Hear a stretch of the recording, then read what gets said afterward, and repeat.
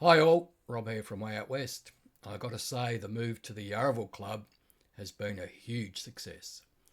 The next gig we present for your pleasure will be the Melbourne band The Heavy Kicks. They're a power trio that will blow you away with their brand of psychedelic blues and rock. I had a chat with singer and guitarist Shaun Klinger yesterday. Shaun tells me where the band came from and what you can expect to hear on Sunday, the March the 29th. This will be a ripper of a gig. Please hit the like and subscribe button, sit back and enjoy the video, and as always, rock on, my friends. Thanks for joining me for a chat, Shaun. Can you Yep. tell us a little bit about yourself? When did you take up the guitar? Um, that would have been around about seven. Huh? Um, yeah. Started playing. Got a classical guitar, and yeah, just sort of went to get lessons. And I'm a I'm a lefty, and sort of got told that I had to play right-handed, and that was sort of because you want to play left-handed and everything like that if you're a lefty, but um yeah, just classical sort of stuff, and stuck with that for a little while, but it was it wasn't as fun as I or as easy as I thought it would be to Mm. begin with. All right. So With the and we'll come to the music that you guys play. Uh, was there any influences from your parents or your older siblings' music tastes? Or yeah, definitely from mum and dad, especially dad. He was right into all the rock and roll. So one of my very first influences would have been Buddy Holly, which is cool because my main guitar looks pretty much like Buddy Holly's guitar. Um, and then Dad had a friend over in Adelaide that gave him a big box of records, which uh, happened to have Jimi Hendrix Are You Experienced in it. So yeah, there was lots of that sort of stuff early on. cool. And when did the Heavy Kicks form? And tell us about the other two guys in the band.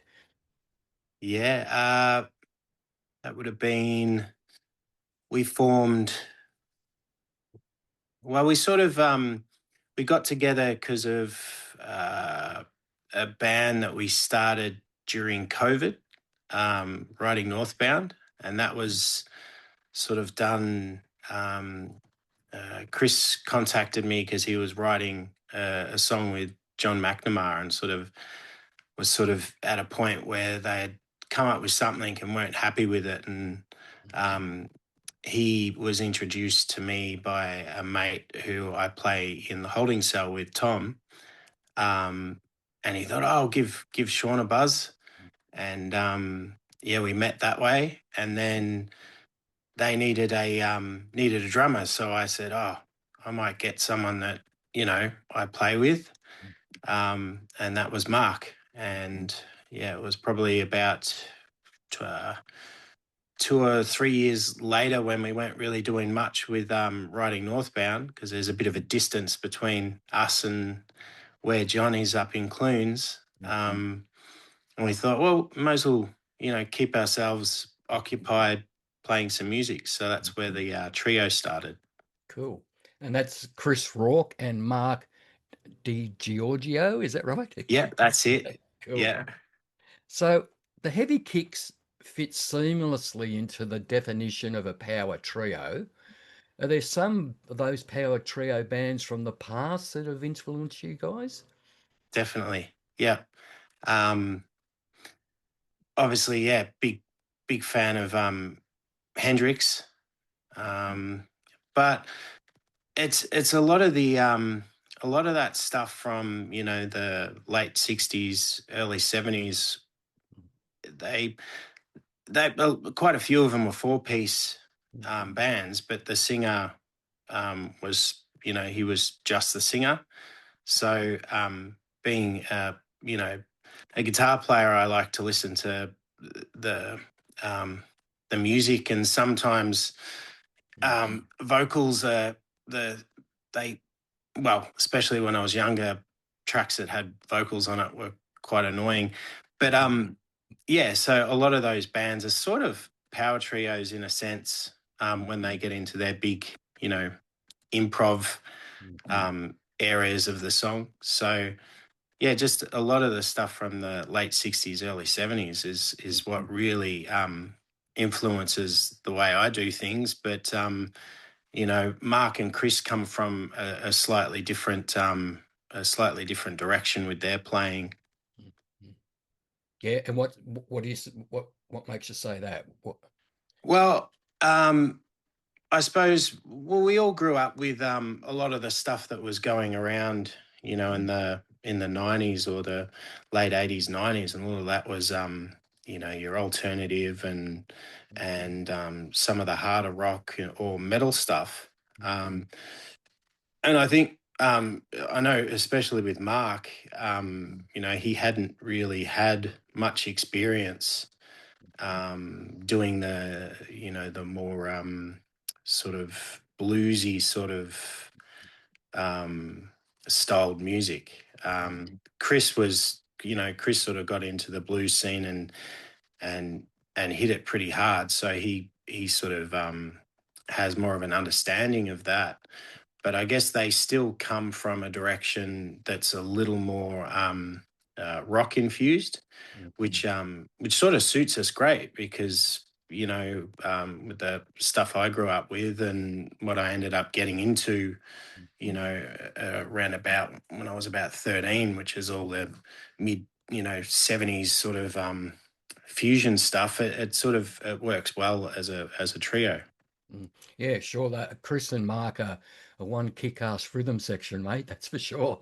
They are, Yeah. yeah, and they're getting better and better every time we play. Like it's it was it's one of those things when you sort of when you start playing, you know, with a bunch of musicians to begin with. A lot of the time, you tend to talk over the top of each other, and you don't listen as well. Um, or at least that's what I find, especially for myself. But after a while, when you begin to relax and you realize that, you know, maybe I'm just saying the same stuff over and over again, maybe I should quieten down a little bit and listen to what the other guys are saying. Um, that's sort of what's happening with the trio now. We're finding that we're giving a lot more space when needed, and then we can all sort of take off together. So the dynamics are better, the interplay is better, and the more you do that with the you know with a group, the better and better you get at it because you start to hear sort of jumping off points or signals and things like that that you know it comes with their playing.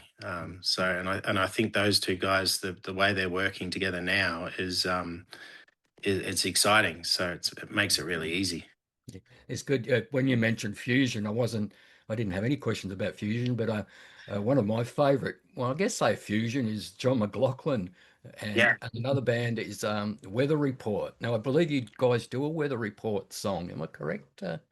Yeah, we throw in. Well, I definitely like to throw in a few melodies and stuff like that from certain guys from you know that scene, whether it's Return of Forever or yeah Mahavishnu Orchestra, or Weather Report and stuff like that. So you know, there's a big thing for me because I played a lot of bass was Jarko from Weather Report. So you know, when you if you want to chuck in a little bit of black market or something like that, like a bit of a melody or something, it's cool. It's Yeah. nice. I like it. Have you, I was lucky way back in the 70s. I think I got to see John McLaughlin and Mahavishnu Orchestra with Jean-Louis Ponty playing Oh wow. violin. I've got a photo of it somewhere, but that was Oh, pretty that's amazing. bad. Yeah. How did your ears hold up? Uh, Supposedly yeah, they they were were all right. crazy It loud. was lots of there was lots of self-medication going on in those days. Yeah, yeah. There's a heavy kicks. Do you have any CDs or LPs, or are you looking to record something in the future? Yes, yeah, yeah. We're writing at the moment. Like we in our set list, we play quite a few original pieces that I'd written before the band, just before the band. So we're playing that stuff, but we're working on a bunch of material that's just from us three. So that it shouldn't take too much longer. Um, we just sort of had to get a bunch of recordings that we were doing with John for writing Northbound. We just finished them off, so now we can focus on more of the trio stuff now. So I really love the band's logo, and it sums up, I reckon, the sound of the band too. It's a very psychedelic look, which I guess was thank you. deliberate. Who Yes. designed the logo? Well, that was designed. It was I sat down because originally the I came up with the name the heavy kicks, like as in obviously people get their kicks from all sorts of things, or you Mhm. know maybe like in the early '70s it was substances or whatever. Um, and I thought, well, you know I get my kicks from music. So, and a big thing, part of the lingo was when something is deep and meaningful, it's heavy. Mhm. So that's where the name came from. And then I was right into obviously the logos of all those bands back in the day. Um, and I was with my mate Tom, and we wanted, because originally the band, it was Tom and I, and we had a bass player, and then the bass player left, and the band sort of fell apart. But we sat and we sort of come up with a design that would fit on a kick drum, Mhm. and yeah, that's sort of where it came up. And you want something that's a logo. Whether it's I've noticed, like someone like Sammy has a logo that looks like an old footy club logo. Mhm. um Whereas, yeah, the heavy kicks one is more of that cool sort of 70s sort of stuff. So I'm writing all the paisley and all that sort Mhm. of all those designs, because I use a lot of that stuff on my guitar pedals and things like that. So yeah, that's sort of where that came from. That yeah, late '60s, early '70s sort of yeah, Mhm. art stuff. Yeah, yeah, it's very similar to some of those classic Fillmore band posters. They look Yeah, fantastic too. Yeah, they're awesome. They were unbelievable. All those posters. It's yeah. and it's really cool to see. There's like, I know it's sort of AI's made it a lot more easier, but there are quite a lot of bands that enjoy putting their own posters together like that. And you go into some of the venues in the city, and you see some of these posters, and it's awesome. It's like, where they've sat down at a table and just spent like 2 or 3 hours drawing up a hand sort of Yeah, written poster. It looks great. yeah, no, I agree totally. Um, I caught the band recently at Texas Tom's Balconies blues sessions, and it Yes, was yeah, really evident you got an enthusiastic following. And I know WOW members, you probably know John and Rosemary, they've been yes, on yeah, my back for ages. You got to get them, you got to get them. yeah. How important to an independent or to independent musicians is word of mouth? Well, yeah, it's pretty much everything. Mm, Word of mouth is, that's they're the people that are going to mm, come along to the shows. mm, And I think I've said it before. I'm just so as a musician, that's I've played a lot of different genres, and in a lot of different sort of places, and just so grateful um with the scene, with this blues scene, because uh, if it wasn't for Tom and Chris, getting me down and telling me, oh, come along and check this out, and to meet the people and the passion that they have for music, and just the uh, it's just the love, Mm, and you get to know people, and it's just awesome. Like, it's hard to put into words, but as a muso, you feel so grateful, because that's, you know um you could jump on a stage and play in front of 1,000, 2,000 people, and whether they're listening or not, you don't really know, because you only see past maybe the first couple of rows. But if you have a room that has 30 people in it, and they're listening, and when you get off stage, you can chat with them, and it's such a it's just a cool feeling. It's mm, like yeah, mm, just a big family type thing. And mm, uh I could imagine, that's what made, like, going back again to the late 60s, 70s, that's what made experiences such as, all the Grateful Dead concerts, mm, mm, so fantastic, is that you've got people that you see from gig to gig, and you catch up, and it becomes like some type of it's just an experience. And it's really important to us, like people like that the word of mouth, and um mm, yeah, it just makes it so much more personal, which then makes you you want to give something more personal as well. Yeah, well spoken. I agree totally. And when you mention that word family, that's what I've always said. Way out west is, it's just like you said, you can look around the room and I know that person, I know that, and we're all there for the same reason. So immediately you've got a connection with all those people.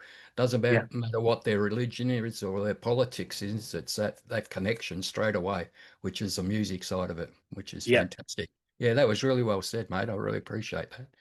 uh, Now, that's about all I've got. We use this as is some promo because I always try to do a little bit of research, but I didn't get a lot of bio on you guys. You didn't give much away there, so I had to. But we're so looking forward to Sunday, March the 29th. Tell us, what does a heavy kick set look like? A little bit of everything? yeah, a little bit of everything. It changes from gig to gig, depending on how we feel, and then even that whole personal thing. Even the songs can change from gig to gig, whether how we get in the song, or how we get out of the song, or how we feel during the improvisation. And yeah, so it could go anyway. I'm today I'm feeling like quite mellow and bluesy. So if I was to do a gig today, it would be that. It would be quite ambient in parts. I think maybe because the weather's Mm, have given me that vibe. But maybe at the gig, maybe there's a heap of energy that makes us want to give it a bit more swing, and make it a bit more intense. Or we could be in a rocky mood where we want to make a bit of noise, and get the Hendrix vibes happening. But That's yeah, good. That's good because you're not confined to that set list and you're going where the audience wants you to go. And you know Morris too, Morris DeMellis. Yeah, yes, yeah, if he's there and he yells out Mustang Sally, you don't have to play that. You know that, don't you? yeah. I don't think we're playing Mustang Sally. So That's cool. Good. You might get invited back then. All right, Shaun, thank you so much for taking the time. I really, really appreciate it. And we'll see you on the 29th. And at our new room, you've got a big stage to work with, a big sound. It should be fantastic. Yeah. we're really looking forward to it. So yeah, we're Yep. so grateful for you guys for having us. So No worries, mate. All the best. thanks, Rob. That's